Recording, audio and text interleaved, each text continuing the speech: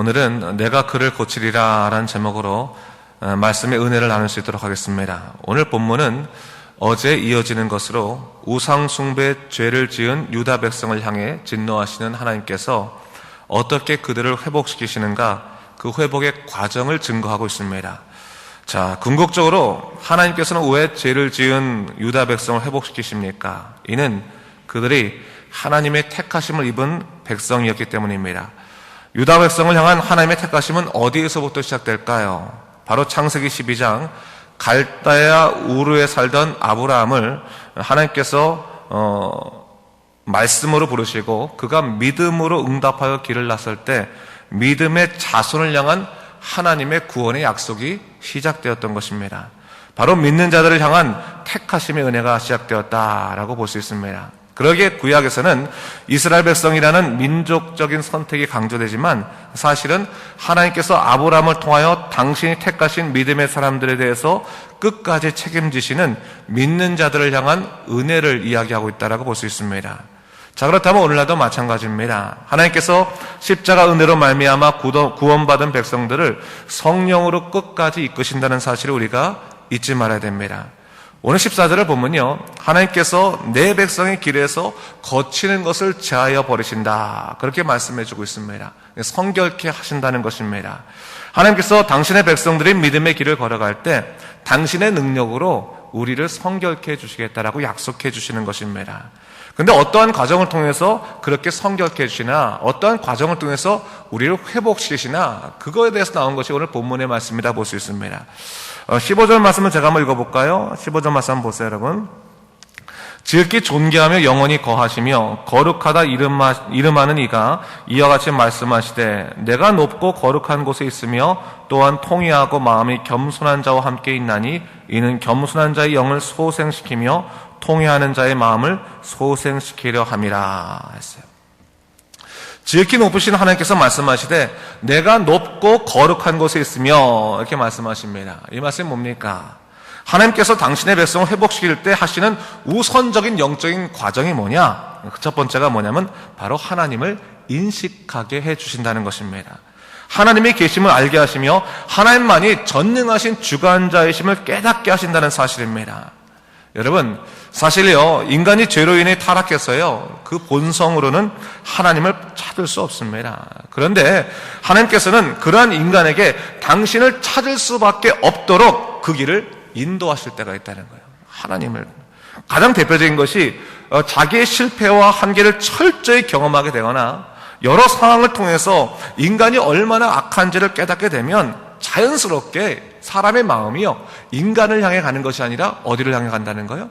하나님을 향해 갈 수밖에 없게 된다는 거예요. 하나님을 인식하게 해준다는 겁니다. 여러분 한번 생각해 보세요. 어떻게 할 수 없는 죽음의 위기 앞에서 인간은 하나님을 모르는 자들까지도 하나님을 향해서 기도할 수밖에 없게 되는 것입니다. 내 힘으로는 도대체 어떻게 할 수 없다라고 느끼는 철저한 그 무력감과 실패와 한계 속에서 인간은 하나님을 향한 도우심을 구할 수밖에 없더라는 사실입니다. 또 그것뿐일까요? 인간에 대한 철저한 실망감으로 인해서 어찌할 바 모를 때 결국 인간은 어떻게 합니까?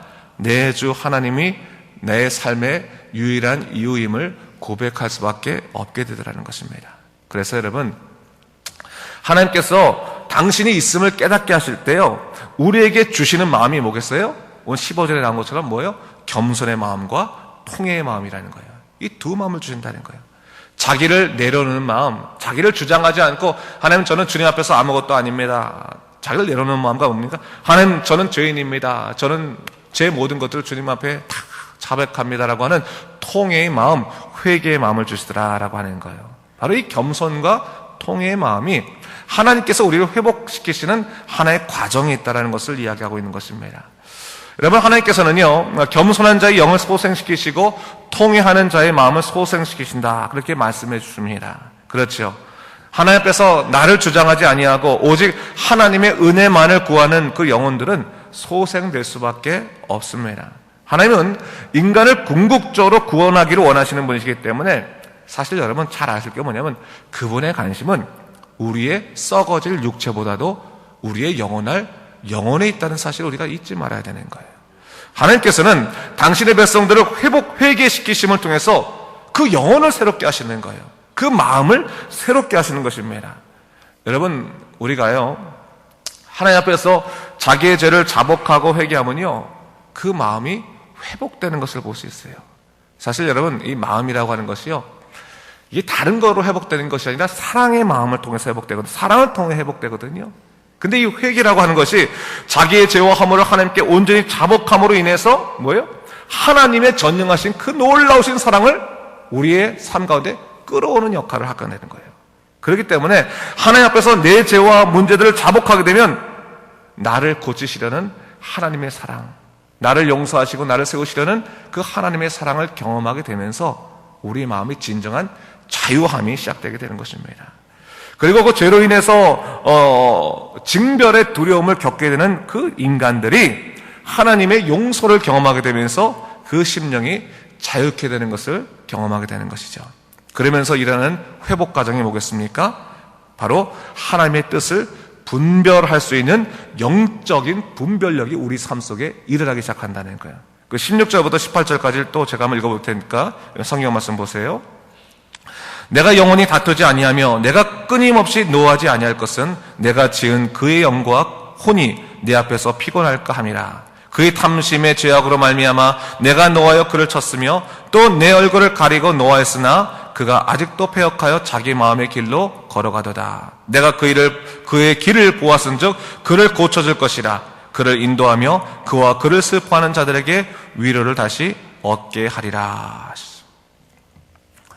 하나님께서 우리를 고치실 때 우리가 죄를 자복하고 우리가 하나님을 향하고 겸손하게 나를 내려놓고 하는 그런 통회하는 마음과 겸손의 마음 가운데서 우리 삶 가운데 어떠한 영적인 분별력을 허락하십니까?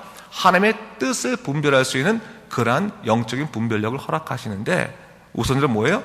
하나님께서 영원히 인간과 다투지 아니하신다. 그 말은 뭡니까?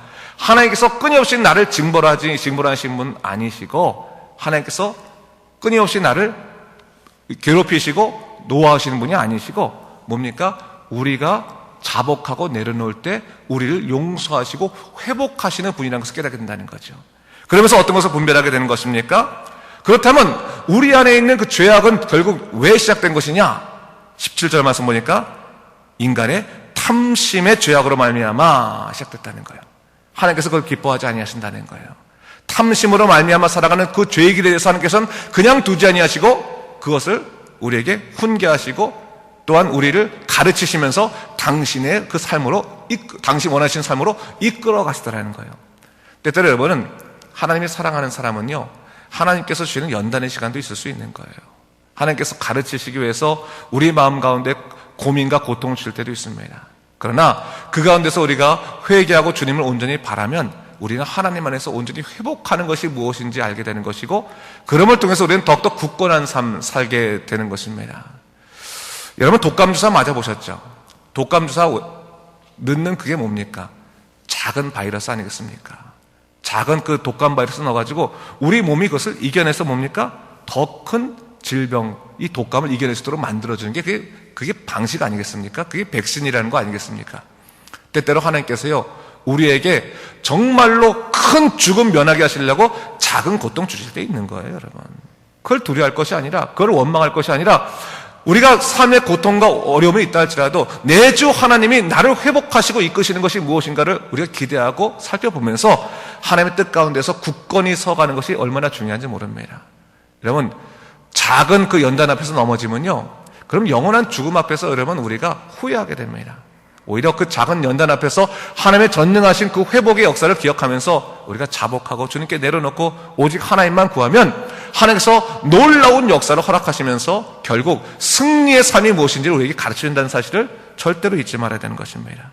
오늘 바로 그 말씀을 하고 있는 거예요. 그러면서 18절 말씀에 궁극적으로 뭘 얘기하고 있습니까? 내가 그의 길을 보았은즉 뭡니까? 당신을 택한 자의 인생을 본다는 거예요.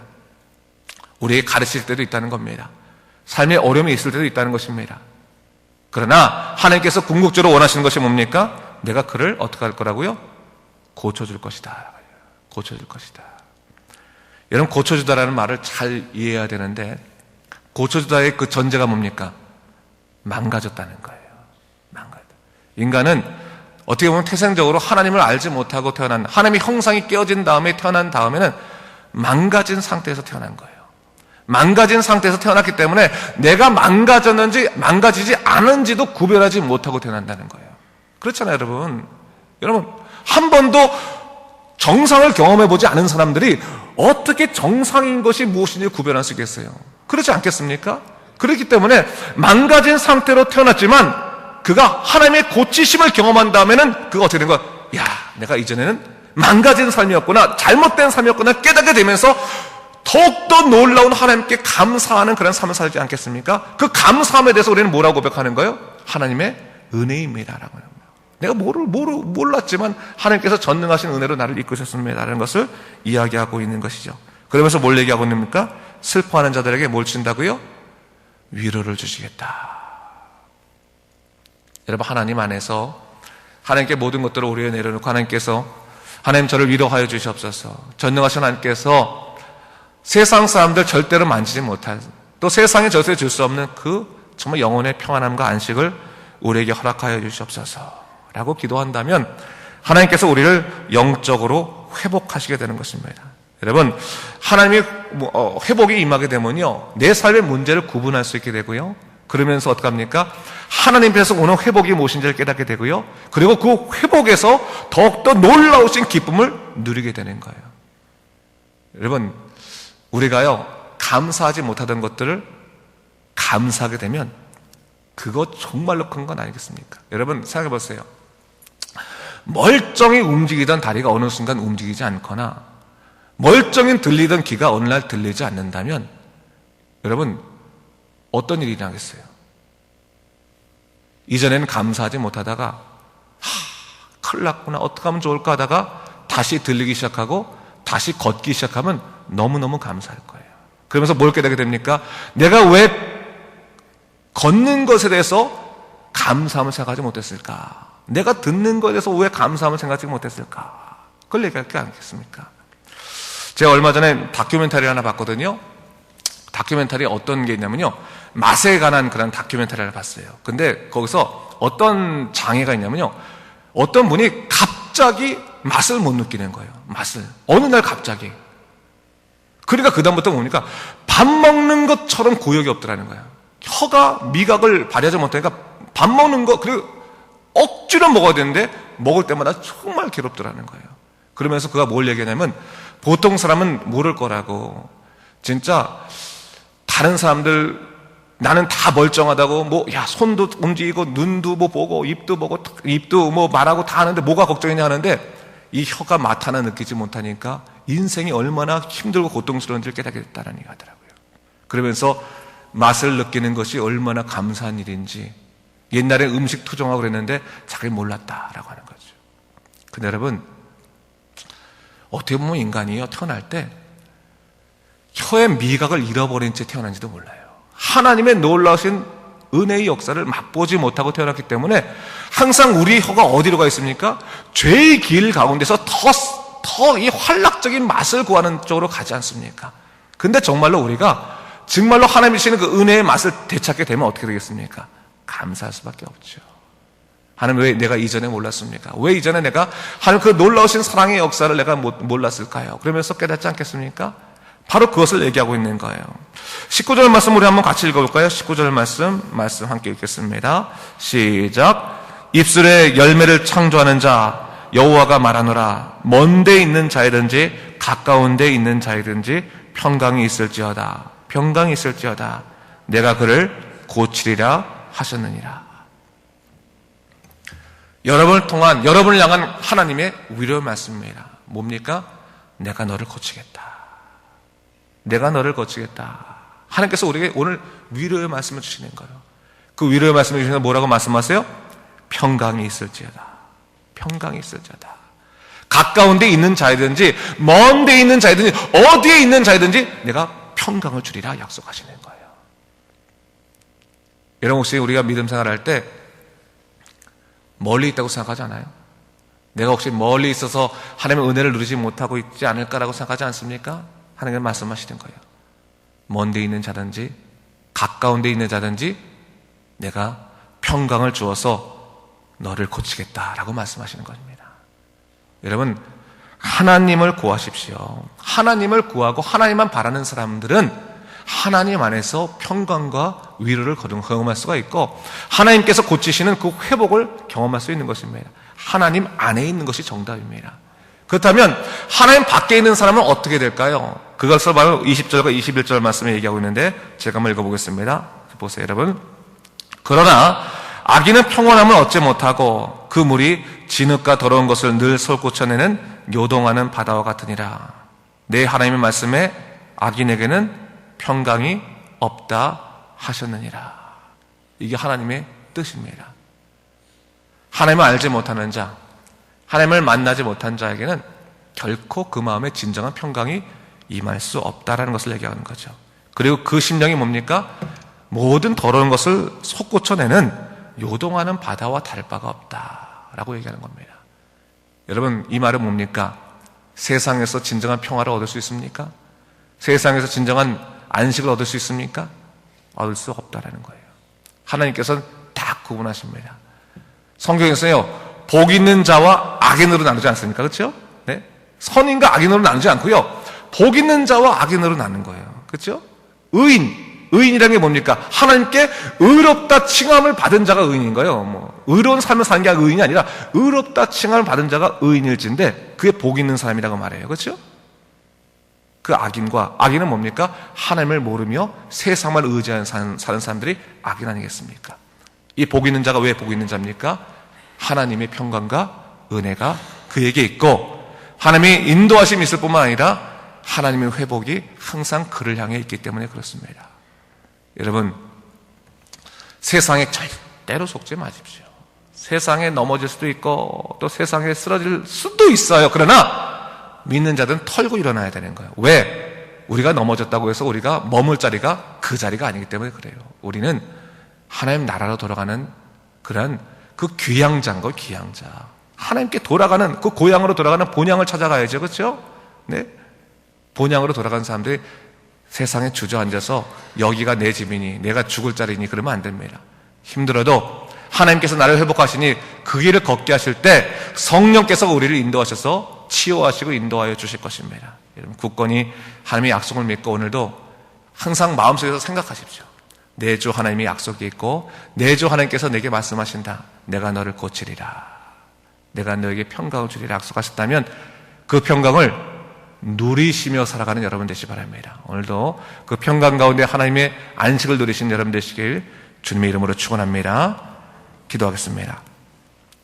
주 하나님 아버지 감사합니다. 하나님께서 오늘 또 말씀을 통해서 우리에게 정말 하나님이 주시는 안식이 무엇인지를 다시 한번 생각해 보게 됩니다. 주 하나님 아버지, 정말 세상을 살아갈 때 또한 정말 넘어질 만한 일들 많고 또 쓰러질 일만 많지만 그러나 그 쓰러질 자리가 내가 죽을 자리도 아니고 내가 머물 자리도 아닙니다.